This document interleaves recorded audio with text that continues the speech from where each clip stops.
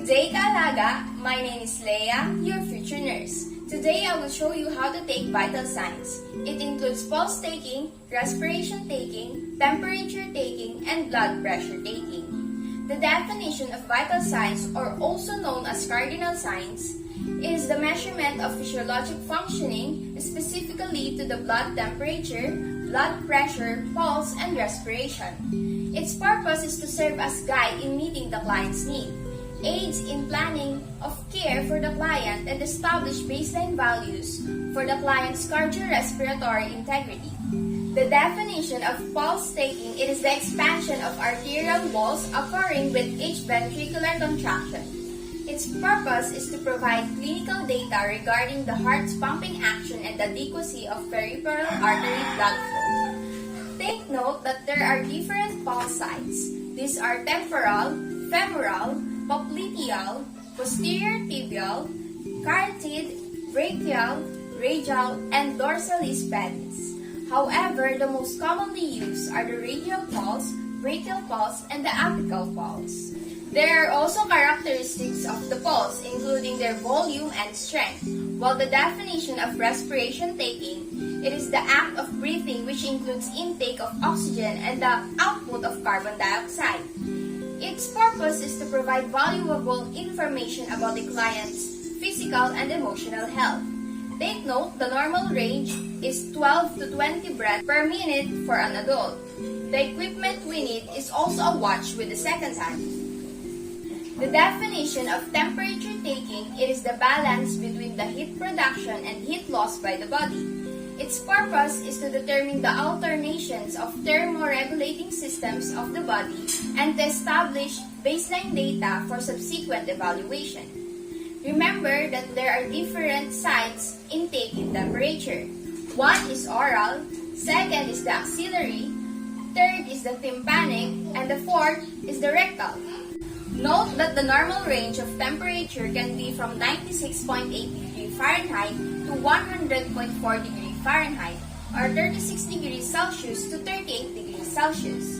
The equipments we need are thermometer for oral, axillary, tympanic, and rectal, cotton balls with containers, watch with a second hand, and paper and pen. While the definition of blood pressure taking, it is a pressure exerted on the walls of the arteries when left ventricle of the heart pushes blood into the aorta. Its purpose is to determine the vascular resistance to blood flow and determine the effectiveness of the cardiac muscle in pumping blood to overcome the vascular resistance. Note that the normal range of blood pressure is 120/80, and the equipments we need are the blood pressure apparatus. It is the sphygmomanometer, stethoscope, paper, and pen. Remember that the aneroid sphygmomanometer is most accurate one than digital sphygmomanometer. Before we continue, remember to use body mechanics to all of the following procedures to have a good posture and prevent muscle strain to the healthcare provider. Now, let's proceed. We will do first the pulse taking. Do a proper hand washing to reduce transfer of microorganisms. Identify the client and explain clearly the procedure as well as to the relatives to ensure the right procedure to the right patient. It also alleviates fear and anxiety and promotes cooperation.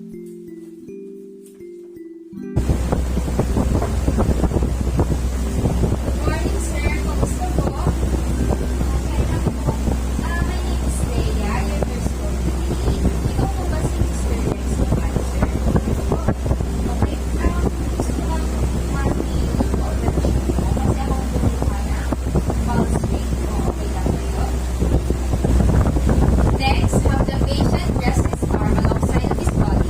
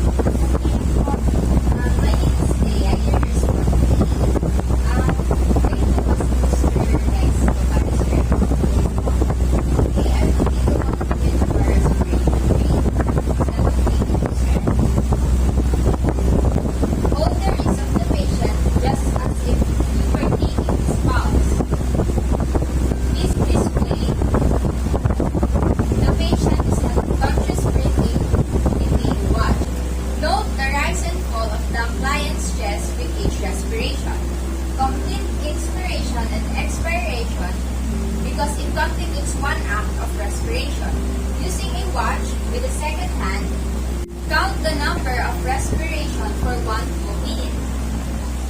To have sufficient time to observe depth and other characteristics.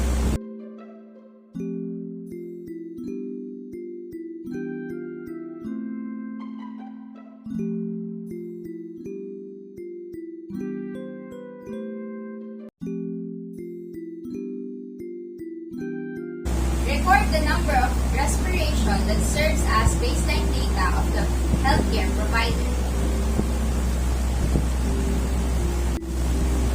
After that, wash again your hands for infection control and then evaluate the other needs of the client and document any unusual thing observed.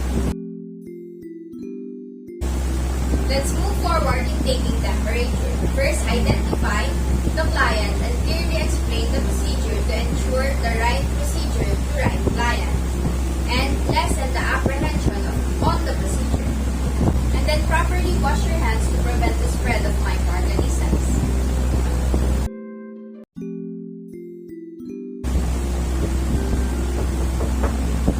Good morning, sir. Kumusta? Okay lang po. My name is Leia. Your nurse for today. Click mo ba si Mr. Command, sir? Yes po. Okay, ako po yung kukuha ng temperature mo. Okay lang po ba yun? Yes po. We will do first the oral method in taking temperature, then followed by the procedure in the auxiliary method.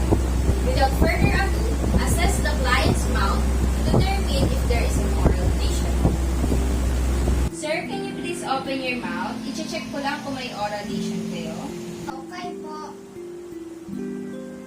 Assemble the equipments needed to promote efficiency of the healthcare provider and then ask the patient if he taken any cold or hot liquids or if he smoked because it can affect the temperature reading.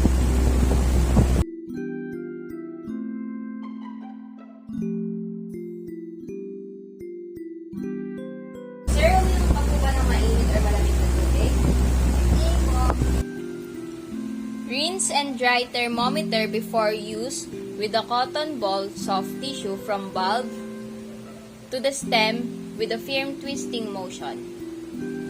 Rinsing the thermometer removes dirt, chemical solutions, and the cotton ball with the aid of friction helps in drying the thermometer.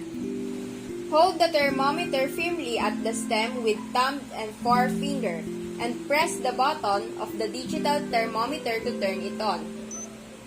Take note that as of today, we do not use glass mercury thermometers or it is rare to use due to its toxicity content that can poison or harm people. Ask the client to lift up his tongue and place the bulb end of the thermometer under the tongue directed toward the side and instruct him to close lips tightly because superficial blood vessels which are sensitive to heat are present under the tongue. Sir, pakiangat po ng dila nyo. Paki-close na po ulit. Leave the thermometer in place and wait for the signal of the digital thermometer.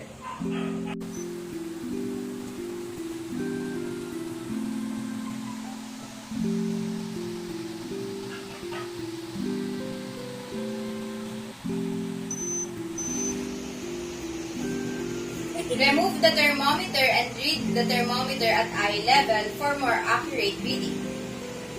Then get a cotton ball, wipe it from the stem down to the bulb using twisting motion. Cleaning from a cleaner to a dirtier minimizes the spread of microorganisms as friction aids to loosen matter from a surface. Discard the used cotton balls because it will help reduce the transmission of microorganisms. Tell the patient his temperature rate and its reading. Then, evaluate other needs of the client. Sir, 36.9 voltage temperature ko and it's normal. Meron pa po ba kayong kailangan? Wala naman po. Thank you. After the procedure, wash your hands to prevent spread of microorganisms and then record the temperature rate in the graphic sheet for the documentation and document any unusual thing observed. Now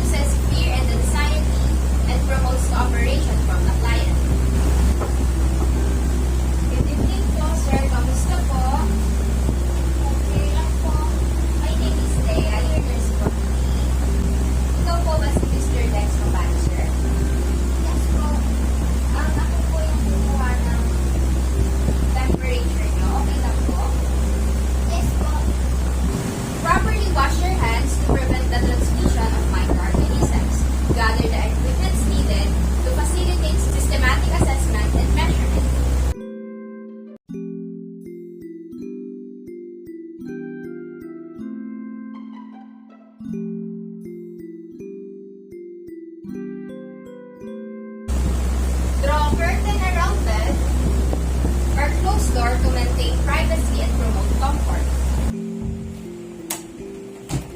Assist the client in supine or sitting position to have an easy access to axilla.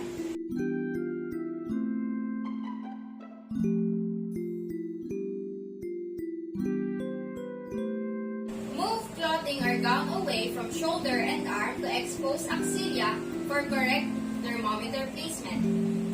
Raise the client's arm away from torso. Insert the bulb into the center of axilla.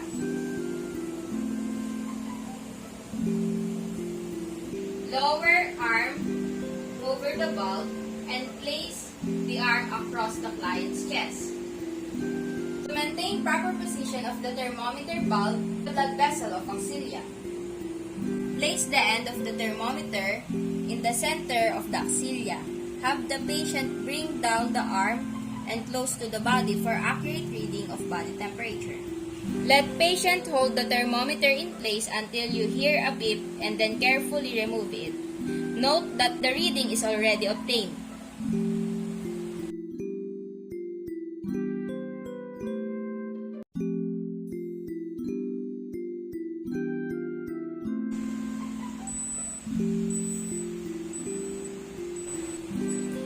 Read the thermometer at eye level and inform the client in the temperature reading. Promote participation in care and understanding the status. Sir, 36.8 po. Normal naman po. Meron pa po ba kayong kailangan? Wala lang po. Then get a cotton ball. Wipe it from the stem down to the bulb using a twisting motion. Start thermometer in appropriate protective storage to have a protective storage container. Prevents inaccurate recording of body temperature. Assist client in replacing cuffing and bring back its original position.